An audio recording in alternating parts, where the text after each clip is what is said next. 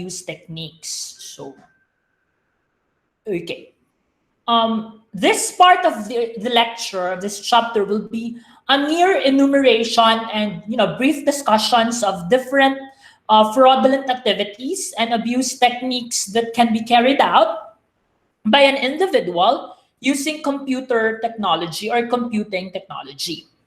One of the most common computer fraud and abuse techniques would be hacking, which obviously is always mentioned in the news or in spy films or in TV series where they would get unauthorized access to certain information, and then they would use that information in destroying the world or saving the world. If other goals naman, pag say good guys ang mang-hack, so saving the world, yun na sila. So what is hacking? Hacking is the unauthorized access, modification, or use of electronic device or an element of the computer system. So basically, walay authorization ang individual trying to access the computer system, and through insidious machination, brilliant training, or just being good at it, that person was able to break the security protocols, the firewalls, and was able to penetrate the system and generate their necessary information or data relevant for the purposes to which hacking was carried out. So pag ipasok ka niya ang system, that's hacking. But what about hijacking? Hijacking naman is when you're able to hack the computer system and you gain control in order to get, say, certain advantage. Like you contact the owners and you'll be able to, say, ask for payments in order for them to regain control or access to that information system. That is hijacking. Para siyang kidnapping but computer system. Hijacking would be carried out by a powerful or hijackers, computer hijackers, and there is a network, powerful network of hijacked computers called a botnet. So pag na-hijack na computer that or a computer network, it will be called a botnet or a robot network. That's for brevity, or uso man ang shortcut, so botnet. And then ang robot network karon hijack na siya using a network of hijacked computers called zombies. So ilahan ng karong i-attack ang system, and then by attacking the system or by trying to access the system simultaneously, what will happen now is that legitimate request to that particular system may no longer be catered. Kay babaga naman nila kasi sila na lang may i-entertain sa system. So these zombies will appear to be legitimate requests to, say, a particular server, pero because they are not really authentic, dili siya makater karon sa server. Pero ma-inundate ang server of certain requests to siya i-entertain. So katong mga legitimate requests noon can no longer be accommodated. Both herders naman, they install software that responds to the hacker's electronic instructions on personal computers. So these softwares, bot softwares, are delivered in a variety of ways. And normally, they are installed inadvertently inside your personal computers through offer of, say, free softwares, downloadable applications, or even links that are infected with these software containing now Trojans. Trojan is from the inspiration dun sa Trojan War, diba? Yung sa city of Troy, where the walls of the city of Troy were deemed to be impenetrable. Dili siya maguba. And then they duped the citizens of Troy by sending a supposed to be a gift, a massive statue of a Trojan, of a horse, pero containing now several soldiers inside. And when the Trojan horse was actually allowed inside at night, surreptitiously, the soldiers hidden inside the horse opened the gates and they were able to subdue the city of Troy. So ganun na concept siya, parang Trojan. May papasok na supposed to be legitimate application, and then once you've already installed it, the malware will be, or the software or the malicious software will be installed. And then upon installation, i-access niyo na yung mga systems, ang system ng personal computer ninyo. It could also be spread or installed via tweets, diba? Kaya yung mga tweets na yan, yung sa mga alter-alter, wag na wag i-click. Kasi that is very dangerous. As to kung ano yung alter na yan, I do not even know because my mom raised me well. And therefore, I absolutely have no idea kung ano yung concept ng alter na yan. Nabasa ko lang din that it could also be a means of introducing Trojans or malicious software in your personal computers or even a untrusted or unsecured website. Alright, ano naman yan? Spamming na yan. Spamming is the simultaneous sending of unsolicited messages to many people at the same time. But right now, matalino na kasi ang email providers like Gmail. So ngayon, pag yung behavior ng email account sending the messages would be suspicious or very massive number of people ang ginasendan niya for a short period of time, they will be flagged and your email account will already consider them as spam. So dili na sila maato sa imong inbox. But from time to time, may makalusot pa rin. And note that 250 billion emails are being sent every day and 80% are actually spam and containing viruses. May mga iba naman na makalusot, but they are unsolicited, say, advertisements or even, say, messages like, say, from Nigeria daw, and then we have this lost inheritance and we need your help, mga ganon. Or meron ding parang East European name na babae, tapos magsisend ng link kasi ready daw siya mag-camera. So that's also not legit, ha? So again, you have to remember your Ateneo values. So kung may mga ganyan na mga links na magsisend sa inyo, ng mga links na mag-offer ng, say, camera, always hold on in your Ateneo values. Do not click on them, all right? Now, 10 to 15% of these spams offer products or services that are fraudulent. In fact, many of them now are no longer limited na lang to email or in your inbox. They also send direct messages sa Instagram offering you, say, what do you call that one? Offering you to be a model, for example. And for you to be a model, you have to order this kind of overpriced jewelry. So para ma-model ka, kailangan ito di mo paliton. Not very expensive though, parang ano lang, mga $80. Pero, katuna necklace di ay kay, barato na kayo to. So para makakuha sila sale, legitimate sale, is i-entice ka nila to be supposed to be an influencer, an Instagram influencer shit.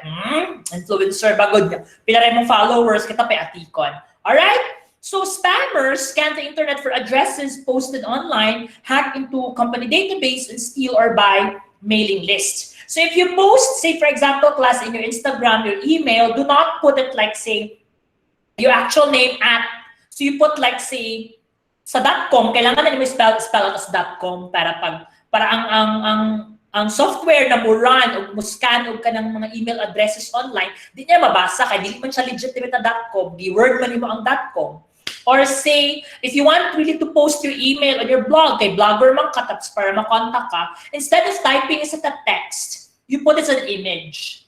Na you can contact me via, tapos email siya, pero dili mo siya i-type as text, but rather, naka-image ang imong email address para dili na siya mabasa sa software na nag-scan of email addresses. Alright? Now, ano naman yung spoofing? Obviously, from the word itself, spoof is you try to appear to be someone else. Gina-spoof nimo ang another entity or another individual. So, in a computer abuse, spoofing is an electronic communication pretending to be someone else. So, para na siyang, who is that girl? Yan na. So, mo-reflect siya, parang reflection siya ng legitimate website or legitimate email or even a phone number. So it may take various forms like email spoofing. Yan yung sa mga Metrobank, mga credit card, BPI, that they would appear to be legitimate na emails purportedly coming from, say, your bank telling you that there has been breach of, say, security, and they needed to verify your security details. Again, I'm telling you, if it's really an emergency, they will call. They will not send an email. Caller ID spoofing, para display ang incorrect number instead of the caller's actual identification. It would be used on cell phones, and they actually use people contacting people via phone, telling you that you have to do this or to verify your mother's maiden name.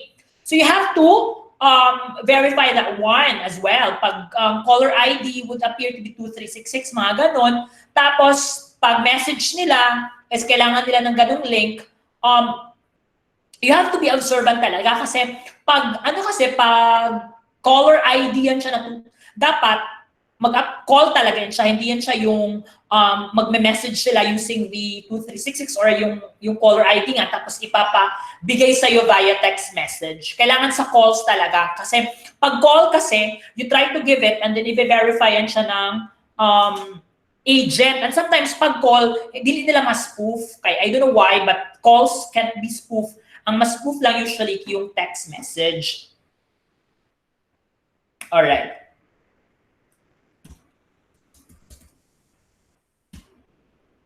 Now, IP address spoofing is you create an IP protocol, concealing now the identity of the sender and impersonating now the IP address of someone else. You can use premium VPN, yung mga the virtual private networks, to spoof your IP address para pag mag-send ka ng email or say you do something but online, you will not be tracked by your actual IP address kasi it would show them a different IP address or even a different location.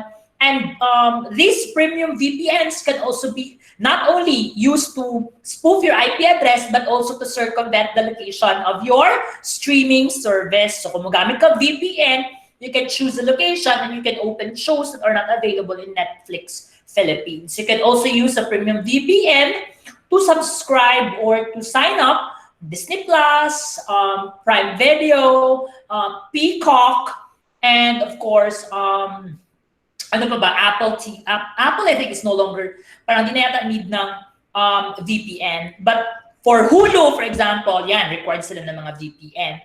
Another spoofing would be Address Resolution Protocol or ARP, which sends now a fake ARP message to an Ethernet LAN.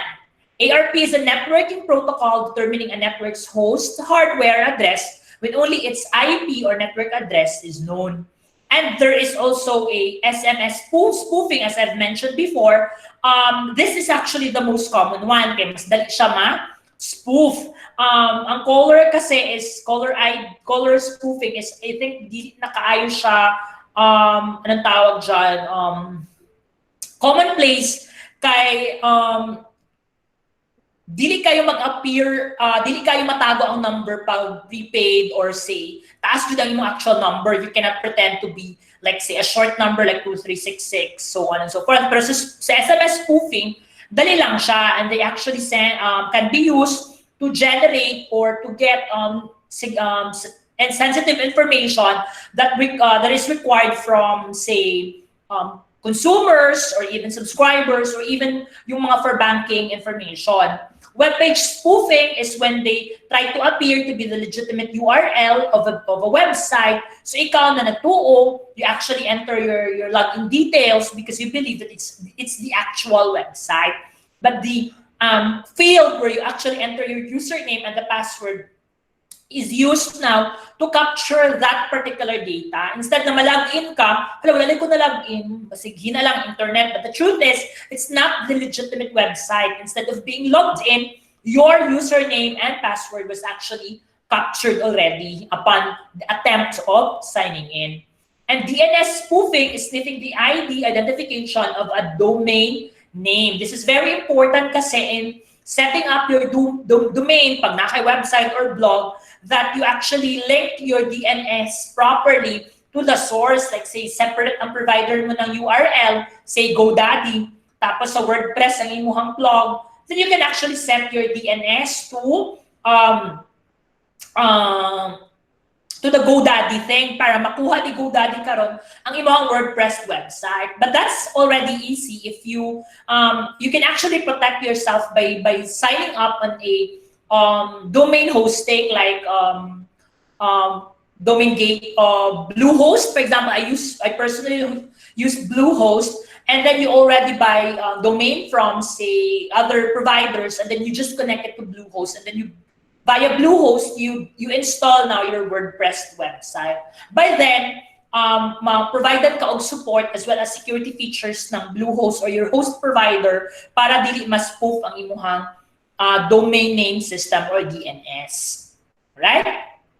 Now, we also have the term zero-day attack or zero-hour attack. This is an attack between the time that a new software vulnerability is discovered until such time that the software developer releases a patch that fixes the problem.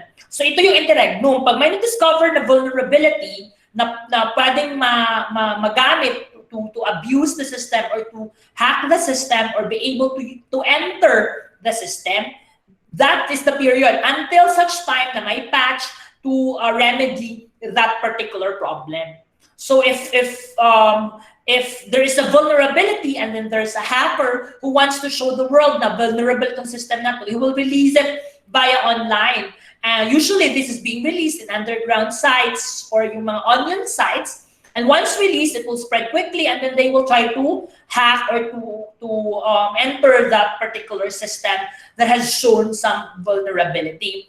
And sometimes, class, it may not be very easy to develop a patch or to address this problem, especially pag quite complicated. So when this problem would happen, the company or the owner of the data or information must be at the edge of the seats. Because sometimes even the bigger tech companies, they also suffer mga leaks or even breaches ng security nila. Ito yung period na to until it will be remedied by the programmer. Right? And then developers, software developers usually minimize the vulnerability window by monitoring now known hacker sites. And if these known hacker sites would probably show this kind of vulnerability, it's very quick for them to address the problem. So sometimes yung mga, we have what we call white hackers, di ba, na nag-hack lang ng mga systems to prove lang na this particular website or this particular application is exposed to certain vulnerabilities na dili sila hacking proof. So they hack the system, and then when they are successful, they go to the owners and say, yes, see, na-hack namin, and then they'll provide the remedy or the solutions. Iba din yung mga black hackers, but I'm not really a fan of the terms white hackers and black hackers because the black is usually negative, yung mga ill intention. Yeah, pag okay ganyang intention, white hacker. So parang it's again the concept of white and black being bad, so very racist. So again, Black Lives Matter. So chart. Now let's proceed to another term, buffer overflow attack. It happens when the amount of data entered into a program is greater than the amount of the memory. Okay, so that's very explanatory. May overflow nga ng information.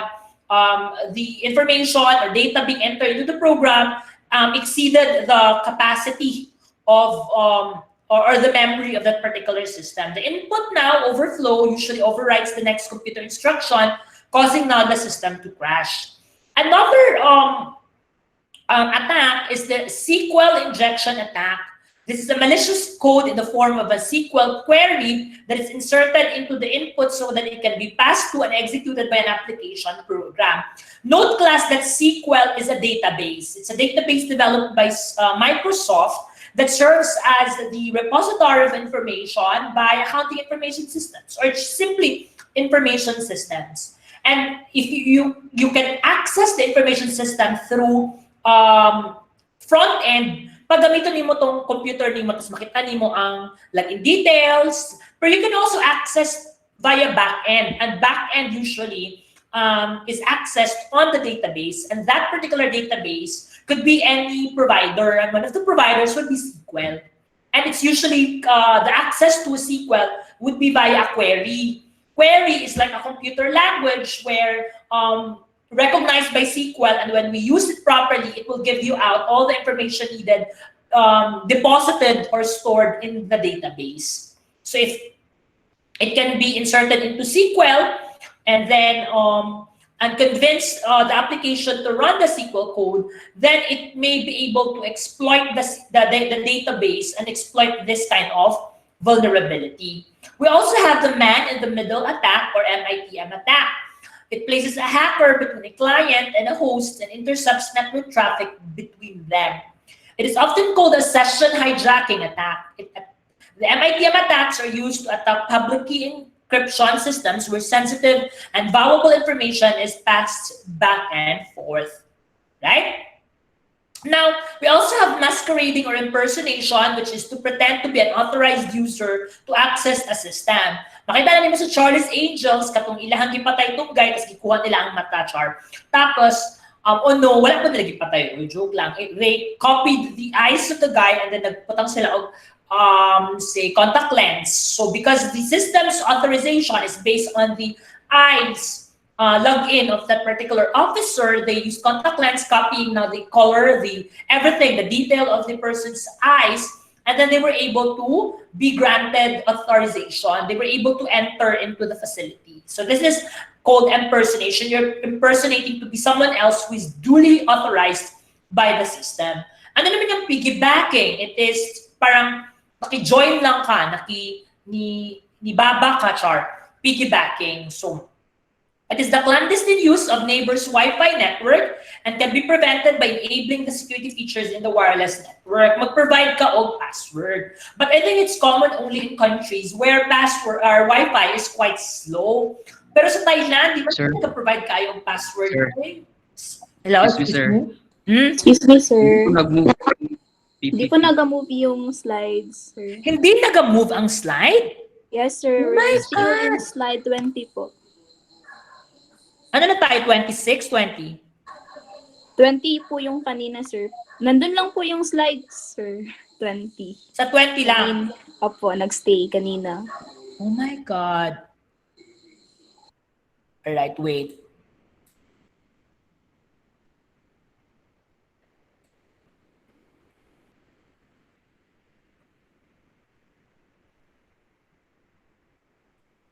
Ayan, makita na? How about that? Hello? Yes, sir. Yes, sir. Yes, that one. Piggybacking. It is the clandestine use of a neighbor's Wi-Fi network. Walay Wi-Fi, Char. But again, you don't share the Wi-Fi because you are afraid na mas dagan pa sila gamiton so mag-slow imong connection. But in a country where Wi-Fi is quite fast, you don't really mind, diba? In fact, in some countries, public places are already Wi-Fi enough na you just look into the wall, nandun na ang password, or di ka nila ginatago, and you can walk the streets na di mo gamitin yung Vodafone subscription siya may pag na Wi-Fi, diba? So, and it's also it also refers to tapping into communications line and electronically latching into a legitimate user before the user enters a secure system. Piggybacking may also refer to an unauthorized person following an authorized person through a secure door, bypassing physical security controls such as keypads, ID cards, or biometric identification. Diba? Common na siya sa mga movies na pag naimusulod, kukuro din mo ang door para di siya ma-close up, tapos mo yung harangan, then you can now enter without using any authorization requirements like yung ID mo or yung even the password. So, yeah, that's also called piggybacking. So again, piggybacking could be through a system or through a software, or it could even be manual, like yung ano lang, discard ka lang na magukod mo ang automatic door. And if you encounter in the near future, may mga ganyan. Especially ako, ayoko magsuot ng ID masyado. And we have these automatic doors that you can only enter back using your ID. Sa office, for example, before sa PwC or sa PLDT, when I was working with PLDT before law school, ganun din, mga doors na mag-open or mag-close using your ID lang, kasi scan lang nimo. Mahilig akong dili magsutog ID, so pag balik na ko, oh my God, akong ID. So maghulat kong someone na musulod, but again, that's piggybacking. But legitimate naman siya because I'm an authorized personnel or I'm part of the company. But what if di ba, delete. So that's another thing. Now let's proceed to password cracking, which is penetrating a system's defense, stealing now files containing valid passwords, and then you decrypt them and use them to gain access to programs, files, and data. Okay? So paano yun siya ma-hack or ma-break ang password? Sometimes kung simple na ka na tao, dali na kayo ma-break ang imong password by someone who's learned how to do it, like basic mong personality. For example, makita ko nila tas ang passwords ko ano kay Brightwin Forever, char.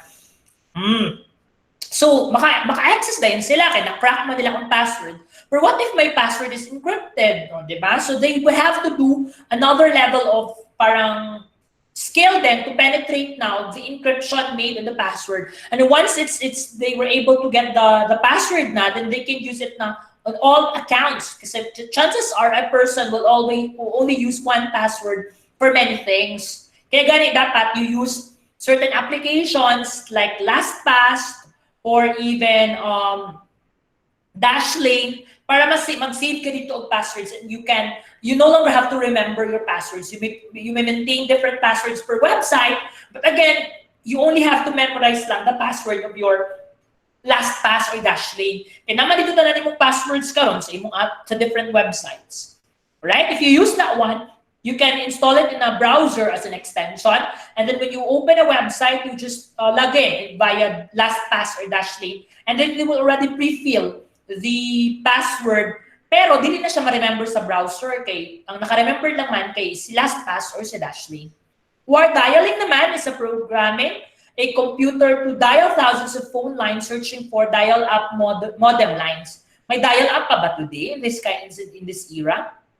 And then phreaking is attacking now phone systems. The most common reason for the attack is to obtain now free phone line access to transmit malware or to steal and destroy data, right?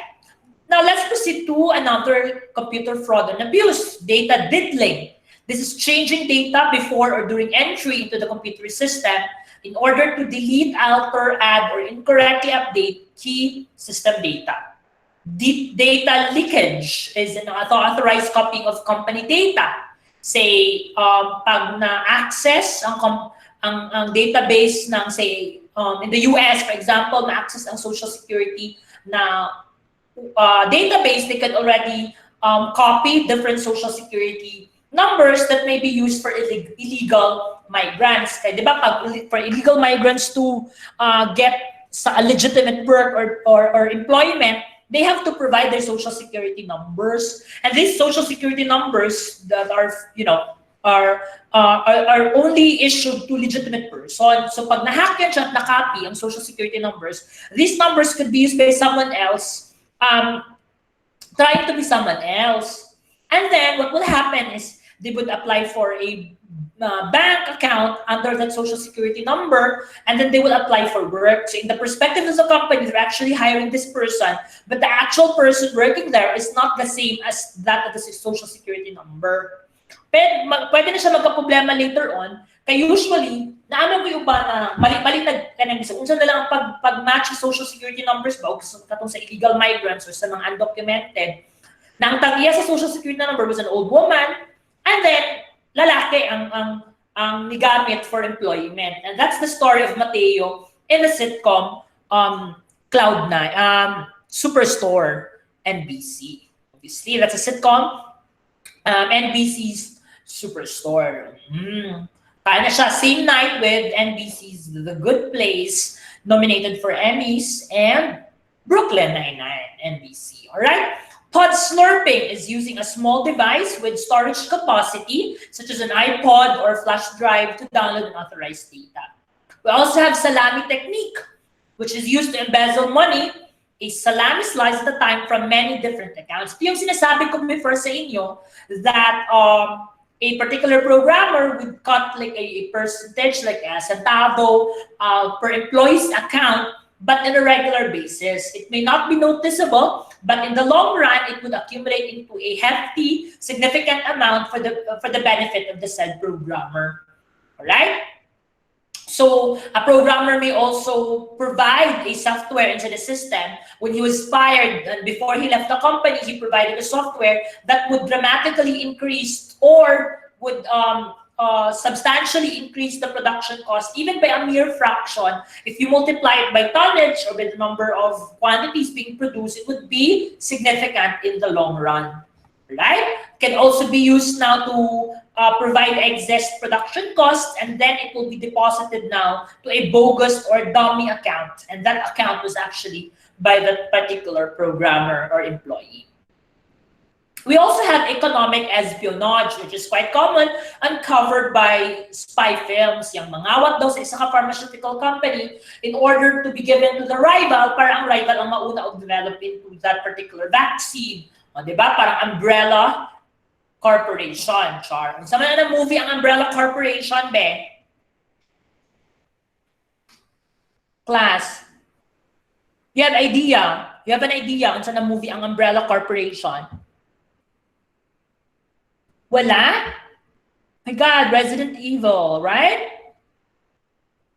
Okay. Now, cyber extortion naman is threatening harm a company or person specified amount of money through revelation of certain sensitive information. Ito yung mga sex scandals ng mga celebrities. Usually, they were lured by, say, a beautiful person or someone na kachat-chat nila, and they were actually, without their knowledge, they're being parang recorded, and then it's used now to extort money. And when the celebrities would refuse now, dito na lang ma-release ng ilang mga scandals. Usually, ang victims ani would be men, alright? Male celebrities. And then, paano malaman yan siya na may extortion? Hindi natin alam, pero chances are may extortion involved yan prior to the release. At paano malaman na may release? You just go to Twitter. All right? And then we also have cyberbullying, using the internet now, cell phones, or other communication technologies to support deliberate, repeated, and hostile behavior that torments, threatens, harasses, humiliates, embarrasses, or otherwise harms another person. Note, class, that the cancel culture amongst millennials in social media is bordering cyberbullying. Someone you disagree with and you cancel him, and then you kuyog nation, you call everyone, you attacked him online, you attacked her online, say hate messages by Twitter or anything, that's already bordering cyberbullying, even if you're actually fighting for the right cause.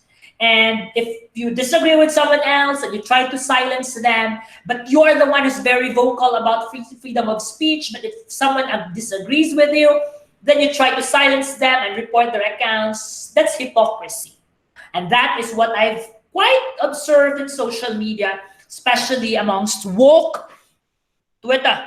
They're the first ones to fight for freedom of speech, but if someone disagrees with them, they would silence them, which is very anathema of the freedom of speech that they're trying to fight for. So, quite hypocritical. All right?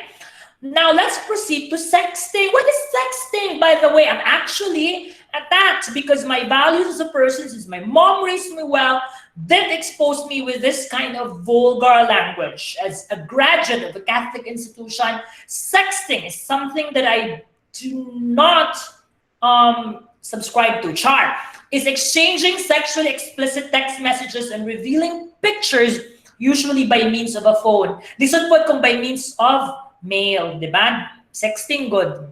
Wala nga magpadalag mail. Char. Internet terrorism is using the internet to disrupt e-commerce and communications and to harm computers. Internet misinformation is to spread false or misleading information, #fake news. Internet auction fraud is using the internet auction site to defraud another person. eBay, char. Internet pump and dump fraud is using the internet to pump up the price of stocks and then selling it, but actually it's an artificial increase of prices. It would go down now, and that's a quick way of making profit out of shares of stocks being traded in the stock exchange. Click fraud naman is using clickbaits or say maintaining farms of people. Ang gagawin lang nila is to open that particular website at ipang-click lang nila ang mga links na advertisements. And because some of the advertisements, online advertising or digital marketing concepts rely on the number of clicks, the more people clicking the advertisements, the more money that the website owner will earn from that particular advertiser. But this is not legitimate because may farm nga na nag-click on these particular links. And as many as 30% of the clicks online are not legitimate, but are done by troll farms or click farms. And they're usually located in countries like the Federal Republic of India, or in Russia, for example, or even in Nigeria. And by given studies, a total of $15 billion are actually lost to these kinds of illegitimate operations. Ano naman yung web cramming class? It is offering a free website for a month. You develop now a worthless website and charging the phone bill of the people who accept the offer for months, whether they want to continue using the website or not. Ito yung mga fly-by-night websites, and the moment you get their data or information, you try to milk them by charging now from subscription, and sometimes they are not significant really. Like say kung American ka or in Europe and the charge would probably be $3, hindi mo ma-notice, hindi mo ginagamit ng product or system, it would continuously charge lang ng monthly subscription until ma-discover or ma-notice, but it's really worthless or nothing really that it's being offered. Parang sa madala lang or sa maatik lang. And then software piracy is an authorized copying or distribution of copyrighted software. Ano yun siya? It could be different forms like illegal downloaded software, kanang mga fake na nasa PC na Pokemon games. Diyos ko. Nga illegal man na. The mere fact na nag-play kag Pokemon sa PC, char, that's already fake, right? That's a badge of being an illegal software. Or installing a single licensed copy on multiple machines, common din siya sa mga fake na Microsoft Offices or Microsoft software, and then loading software in a network server and allowing unrestricted access to it in violation of the software license agreement. Common yan siya sa mga training websites. Yung mga websites na may access ka on different online trainings, e-learnings, yung mga ganon, and then you sell it to people and by a fraction of the cost, really, but they will have multiple access or unrestricted access to it. They don't need to subscribe separately as long as the password is being held by someone that will not change it, like you. So basically, if someone would log in, hindi nila ma-change ang password, kaya ikaw man ang nag-sign up. But it's supposed to be a violation because it's supposed to be 1:1, or wala nakita sa owner ng website, but wala pa nila na-address that kind of problems. But for example, for Netflix, di ba may maximum users naman, so you cannot really circumvent that one. Also, may maximum number of access. Sometimes, yung kan unlimited access siya, but naman siya malag out sometimes. So it's a way na rin of controlling the access to a single account, right? Now let's proceed to social engineering. Okay? Social engineering refers to techniques or psychological tricks used to get people to comply with the perpetrator's wishes in order to gain physical or logical access to a building, computer, server, or network, and to get information needed to access the system and obtain confidential data. Usually, fraudsters, yes? Sir, wala na po nag-move ang PPT, sir. Oh my God! What is happening? Wala na, Sad? Wala. Oh my God. Ano na lang?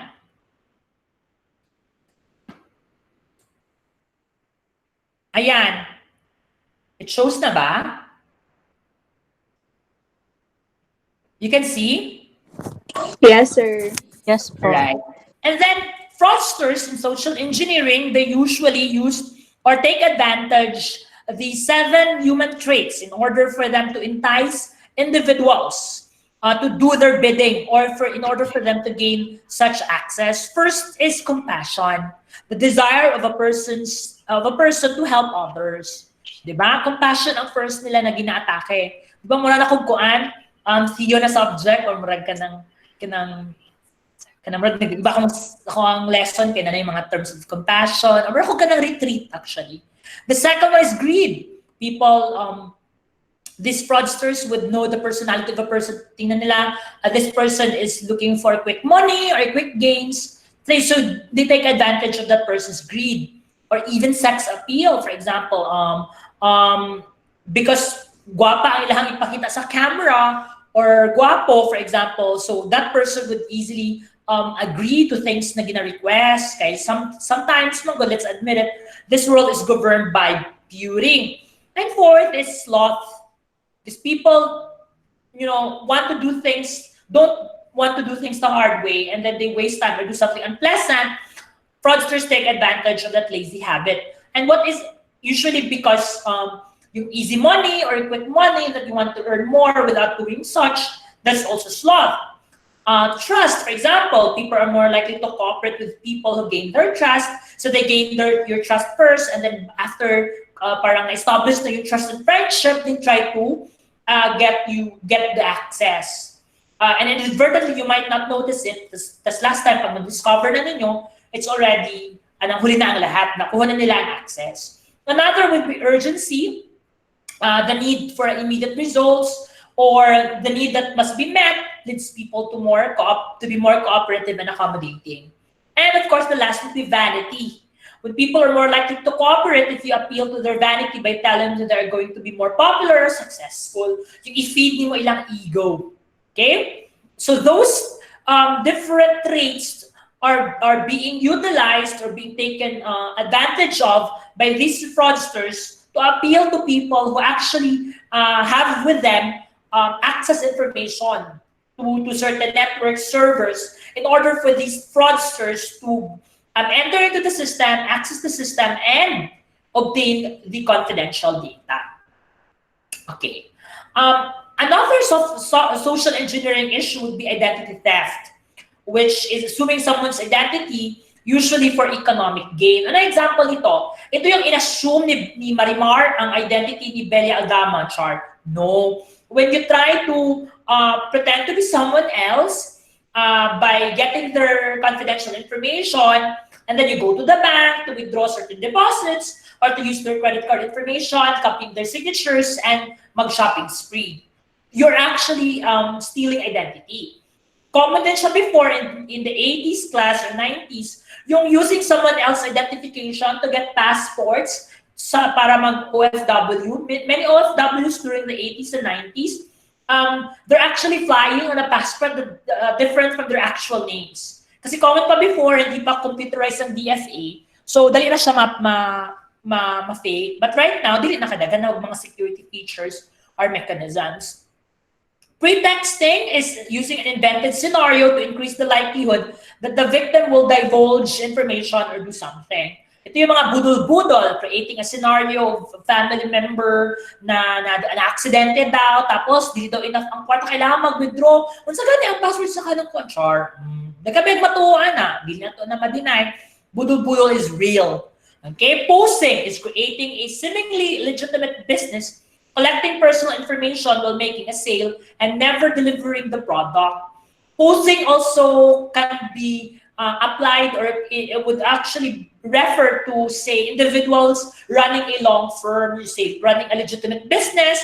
In the pag mga first time is they do make good of the business or the obligation. Say, mangutang sila inventory from someone, sila na ibaligya, tapos pas sila mubayad, so pautamo na po sila usab, and then mabaligyan na po na nila, and then mangutang na po sila mas dako. Until such time na dako na kayo ang utang class, and then nila bayaran ang manirado sila. And that's a long firm. Means long ang investment nila to do that particular parang fraudulent scheme or fraudulent activity. Di nila una buhatan na siya in the first pa lang. They would try to do good and expand their credit, and then until such time, dako na kasi sila utang na inventory on credit, tapos manirado lang sila kalit, tapos mamising sila. Nas katong inventory, ilan itong ibaligya na bagsak presyo, hindi mo wala man sila yung cost na to, kaya wala man nila nabayaran. So that would be a hefty profit. Right? And then phishing is sending an electronic message pretending to be someone else. Who is that girl, char? Usually a financial institution requesting information or verification of information and often warning of some negative consequence if it is not provided. Right? Now, ano naman yung carding? Okay. Charot, nickname ni Cardo, no? It refers to activities performed on stolen credit cards. Okay, you use stolen credit cards and then mag-shopping spree ka or magbayad sa hotel or magpalit ka og Balenciaga na bag ka na. Okay. You make small online purchase to determine whether the card is valid, and when it's valid, you would start now buying and selling stolen credit card numbers. So, farming is the redirecting website traffic to a spoofed website. Pag na-attach siya karon og malware or software ng website, tanan mong traffic ang class would go now to another website. And that another website will now get all your statistics, yung mga visitors nimo. So stealing inadvertently your website traffic. Typo squatting or URL hijacking. If a particular person would see a business booming tapos wala pa yung website, ang buhaton na ng person is to create a website. Tapos that particular website is the name of the business and then squat na niya na URL until such time na mag-decide tong business to put up their own website pero created na yung website. Baka park lang. Tapos ibalik din niya for a profit or for a more expensive or heftier amount. It could also be to appear legitimate class instead na mugamit og I, mugamit na sila og certain other letters or kung mugamit og L, diba anak? So, it's actually or double I nila or double L na dili kay noticeable, and that would be to pretend as another website. Tab napping is changing an already open browser tab. It begins when a victim is tricked into opening an email link or visiting an infected website. Scavenging or dumpster diving is searching of documents and records to gain access to confidential information. It may happen in the manual setup pagka ng mga documents class kaya wala na properly shred. Huwag na yung mga shredders sa mga corporate offices or big firms because you don't just throw papers or documents containing relevant information. You have to shred them in a way that they can no longer be re-established or replicated. Na dili naman mapilit-pilit ba na ma-reconstruct mo ang data or information. The mas pino ang shredder, the better. Hindi naman ma-paste or mag-glue in order to reconstruct a document. Alright? Ano naman yung shoulder surfing? As its name suggests, perpetrators look over a person's shoulders in a public place to get information such as ATM PIN numbers. So mupila sa ATM, tapos dikit kaayo, tapos mulili sa imong shoulder para makita niya ang imong password while typing it. Alright? What is Lebanese looping? It's the perpetrator inserts a sleeve into an ATM that prevents the ATM from ejecting with the card. Tapos, pag na-trap na, mulakaw na lang katas na ay, tuda na ang bangko, ugma, kagikaon na kong card, or wala ni gawas na cash, and then paghawa ni mo, mudulit ng lalaki na nagbutang card niya sa katong sleeve, yang i-remove niya, na-capture dito yung card, even ang cash na withdraw legitimately, na wala lang ni gawas because naipit sa sleeve na gitaon. Skimming is double swiping a credit card in a legitimate terminal or covertly swiping a credit card in a small, hidden, handheld card reader that records credit card data for later use. Ito yung mga shady o mga sketchy na mga establishments or stores. So kung mag-shopping gani, say, abroad, dapat dito din mo sa mga legitimate stores. Okay? Walang chance na ma-double swipe ang imong credit card. So mag-shop ka sa Harrods or sa Selfridges, o di ba? Dili ka mag-shopping lang kuan, matukag London, atong Oxford Street, tapos naiunom ka, Uniqlo, o di ba? Magaga ka. Abot mo dito, hi London, I want to see, I want to enjoy the elegance of the British people. Pag ato na yung Oxford Street sa London, unom ka buok sa isa ka street, Uniqlo. Diyos ko, kahit saan may Uniqlo. So, God. But at least, same price. So, kung sa amang Uniqlo, para-pareho lang ang presyo. So, okay na po. Alright? Pag usod ka Uniqlo, dapat taas noo. Okay, Asian ba daw ka? So, Uniqlo ba is catered towards Asian. So, kahit saan, kahit kanino, taas noo. Asian.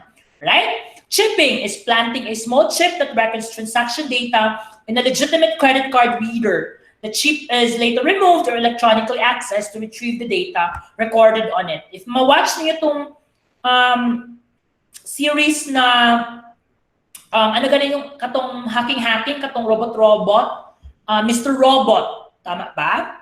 Na-watch ninyo Mr. Robot, dito kay ipilit lang nila sa sulod sa cellphone, tapos ma-clone na nila ang phone using that particular chip. So, tanang data or information from that phone would enter dito sa cloned phone.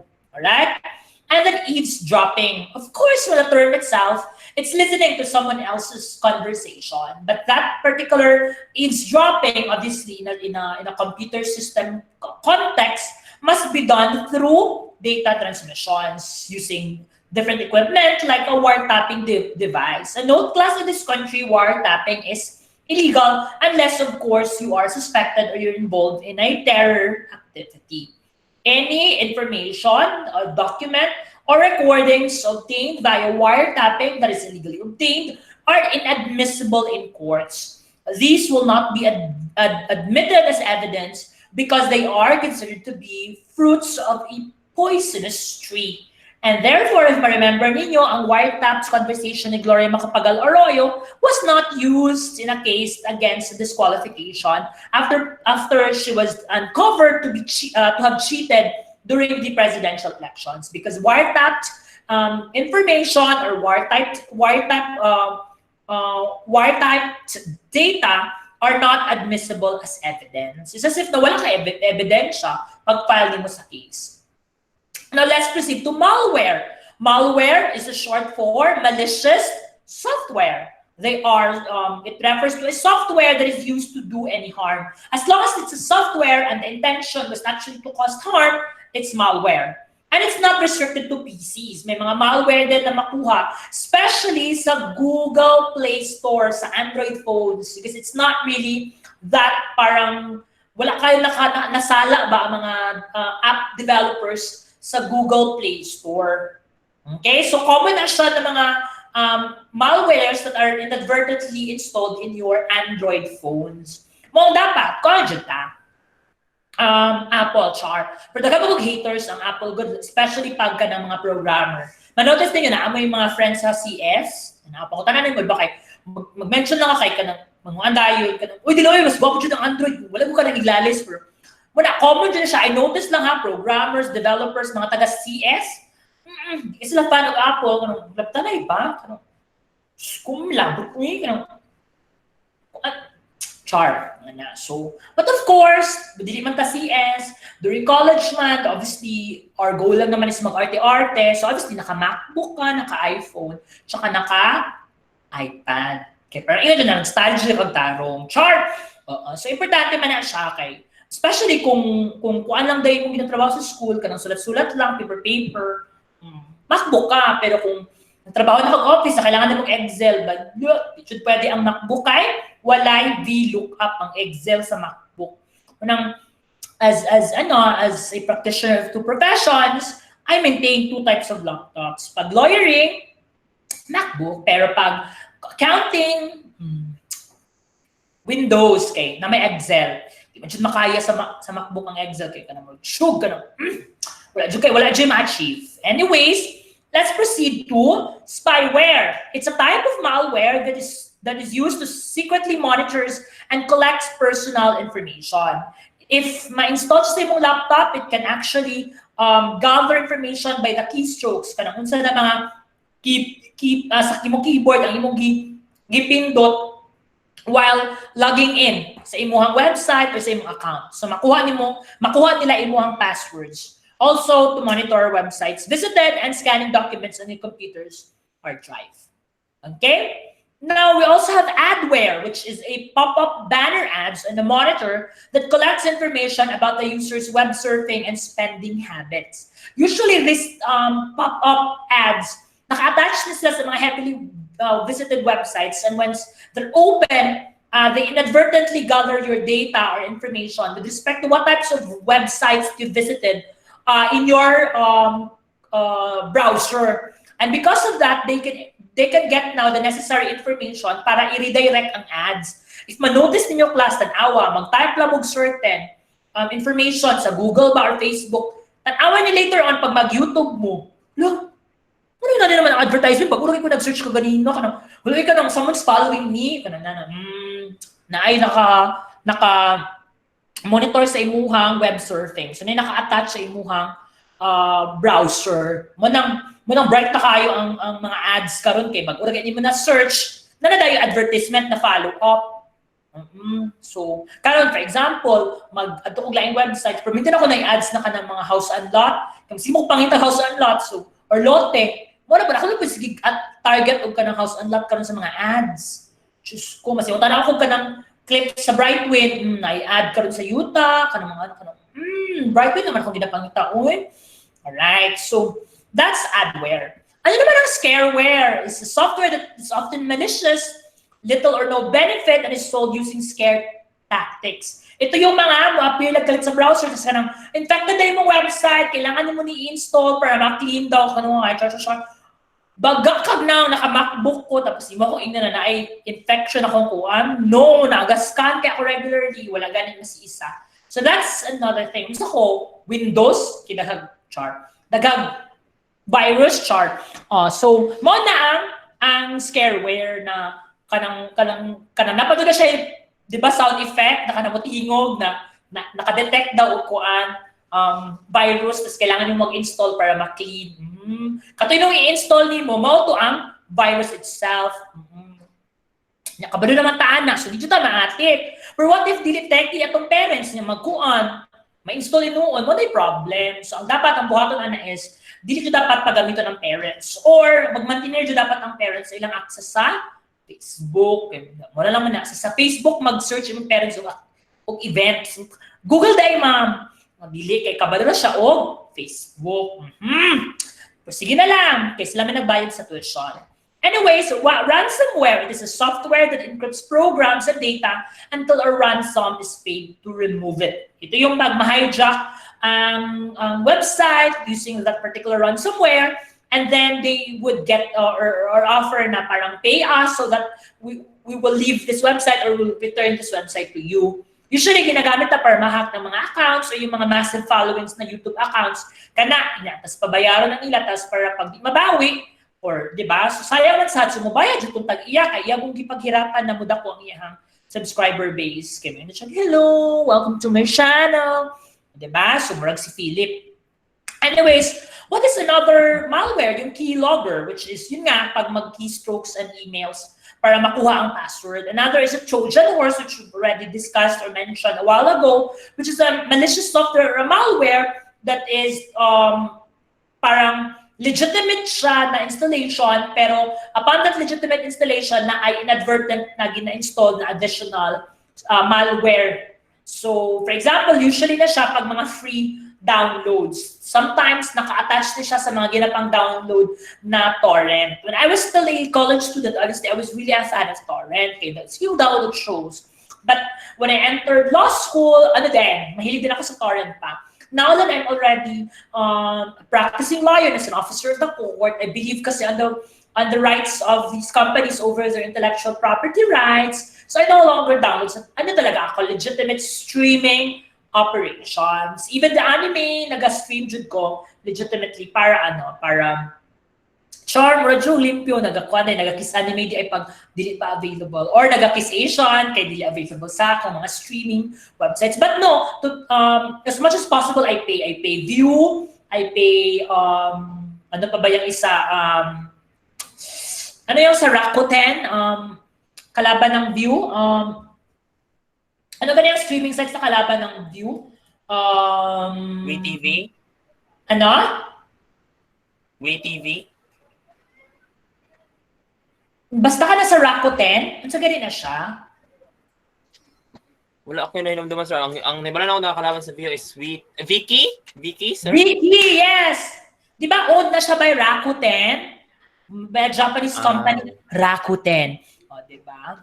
Tapos, magbayad siya ko, maski akong ginatalo na kay isa nakabook na show, kay, kung ano ba, adjud ko ng upright, member of the society, role model, Oo, as much as possible. Dapat maupunan yung bato at the moment na you're earning. Pero karaan, sige na lang. Nasagdan na natin yung kiss Asian pero pag mag-kiss Asian ka, class, tara na itong lesson ka na mag-pop up na ads, ka ng mga warning tan, di ba? Mauna yung ma-experience kay nag-kiss Asian man mo. So, muna inyong bantayan. Okay? Alright, so let's proceed to tapos pero pwede ba po ka mag-watch ng Asian drama na kuan lang, YouTube lang, pero putlon-putlon lagi nila. Like sa Thailand, putlon-putlon nila og 1/4, 2/4.